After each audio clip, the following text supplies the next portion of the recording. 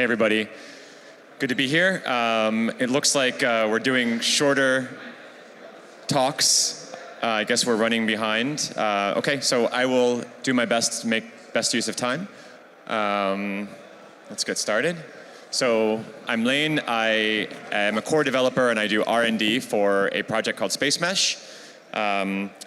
I'm going to share a little bit of my backstory, talk a little bit about what I worked on before and my motivation for working on Spacemesh, and I'll share a little bit about the project as well. Spacemesh is a very complicated project, so with 13 minutes I won't be able to get into too much of the weeds, but I'll give a high-level overview of the problems it solves. So I started my career about 15 years ago working in quant finance for a large financial company on Wall Street in New York. When you think of financial companies, you probably think something like this. I sat on a trading floor. I was writing software. The reality was not nearly this exciting. It actually looked more like this. I'm pretty embarrassed by this photo. A lot less glamorous than I thought. But you know, the point is, big company, finance. This was 2006, 2007, going into the global financial crisis. I learned a lot. I worked with very smart people. You know, and then this happened. The global financial crisis happened. I kind of felt over time that I had like a values misalignment with my role in the company, my role in society, kind of the company's role in society. I sort of didn't feel that it was able to create a lot of value for everyday people. That's always something that's like motivated me. Fast forwarding over a few years, a bunch of things happened. I kind of left finance. I left my job. I went back to school. I dabbled in entrepreneurship. In the interest of time, we'll fast forward to 2017, when I arrived as a fresh-faced, excited, young person at Ethereum DevCon 3. This was in Mexico in 2017. I knew nothing about Ethereum. I knew almost nothing about blockchain, maybe a little bit about Bitcoin. This is, I guess, my proof of attendance before there was such a thing as a proof of attendance protocol.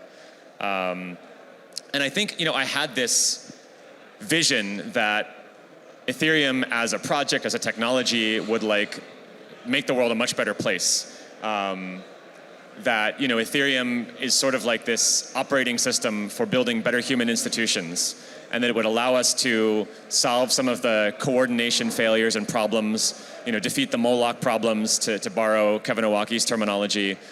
Shout out to Kevin and Jay Harrell and a few other people for turning me on to this solar punk ethos. It's kind of like the opposite of steampunk, if you're familiar with that. So kind of like aiming for this like more beautiful future. And you know, okay, slides are not moving. Sorry, there's a long delay here. I don't know what's going on. So, you know, there was a lot of this. There was a lot of kind of building and hacking on things. You know, shout out to any EWASM team members, former teammates who are in the room. But you know, there was also the way that kind of decisions got made in Ethereum as a project. It looked kind of like this. It was kind of like a group of friends sitting around on the floor in circles, talking on the sidelines of conferences like this. So this was DevCon 4 in Prague, I think. We were talking about solving some of the challenges that the Ethereum network was facing at that time. And it also involved a lot of meetings like this, again, with kind of like the people who were kind of in charge of these various projects, you know, companies, things like that, also kind of gathering in an ad hoc fashion around the table to make decisions that would impact millions of people using Ethereum. You know, none of us are elected. We're kind of there by accident, I guess you could say, by virtue of like the projects that we're affiliated with or like our background in the ecosystem. And you know, like, this is a hard problem. Governance is a very hard problem. I don't mean to suggest that any of the folks involved in these decisions are not there for the right reasons, or that there's like a much simpler way to make these decisions and kind of govern a complicated protocol like Ethereum. But the thing is, when I kind of zoomed out and thought about it, I asked myself, like, is this new, right? Is this different? And it kind of feels like this, right? If you think about it, it kind of feels like a board meeting. You know, again, it's like a bunch of unelected officials sitting around a table. Okay, we're not wearing suits, and there aren't always tables. Sometimes we're sitting on the floor.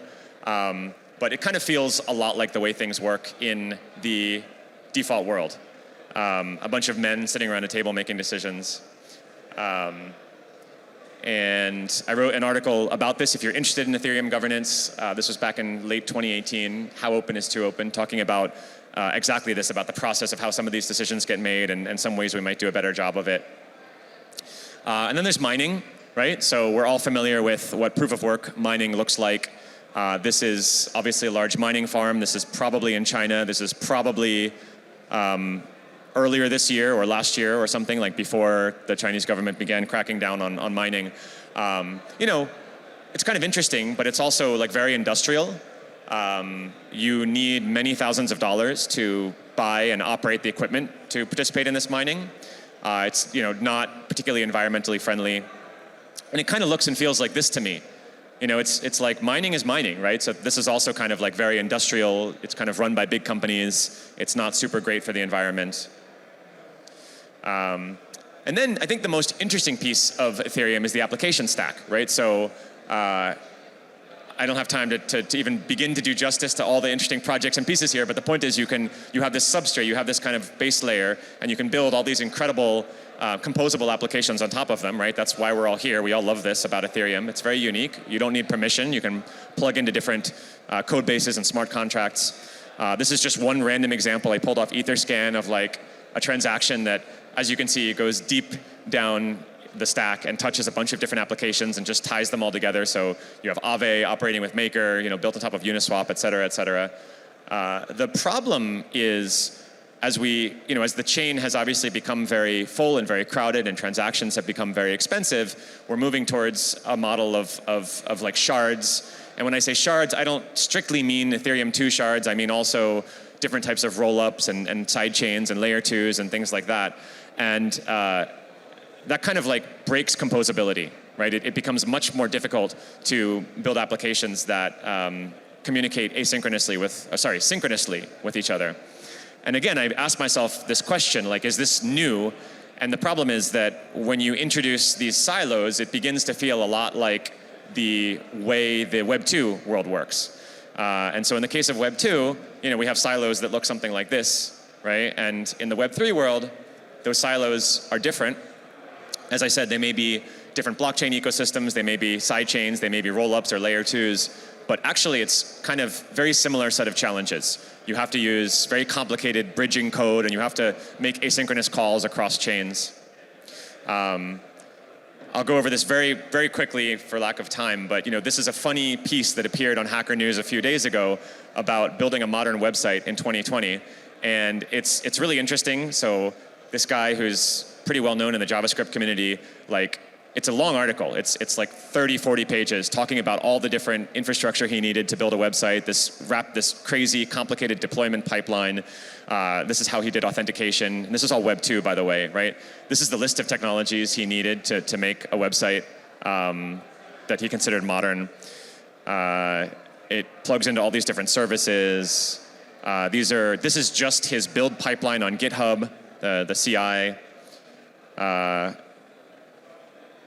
And there is, come on. Oh, sorry. This is the list of different resources he needed to call into from the website.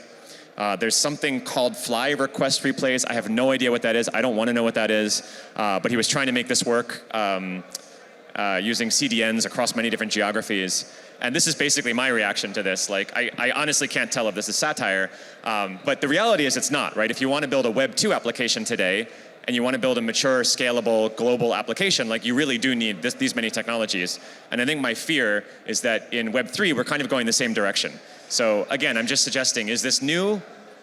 I'm a little worried that we're going the same direction as Web 2. It feels a bit like we have these clusters that are emerging, right? So again, each of these different ecosystems, whether they're roll-ups or shards or layer 2s or whatever, is kind of like the way that different cities cluster together and have sort of different industries or different verticals where they excel.